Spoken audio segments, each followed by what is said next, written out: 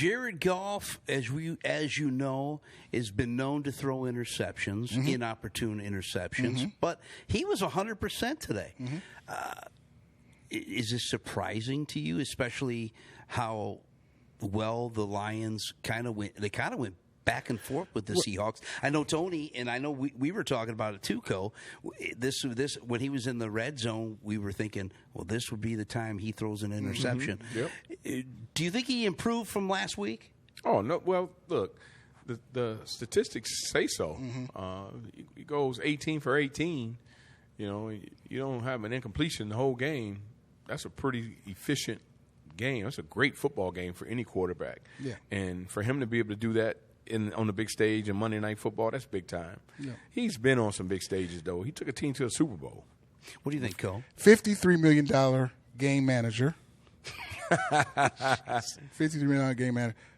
Great game today. But when Goff does that, that's what you get. Yeah.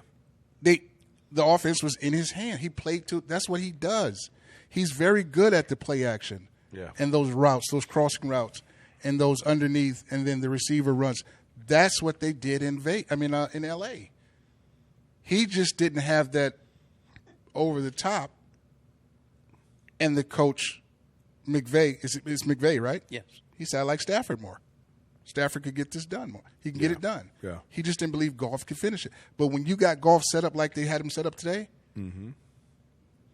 but a lot of games. Yeah, we talked about this too as well.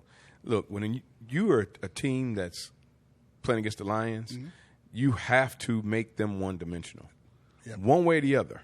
If you saw what the Lions were doing the first 3 weeks and the success that teams had against them, it's because they were either not able to run the football and they had to throw it too much, or they were able to run it and they weren't able to pass it as well. Right.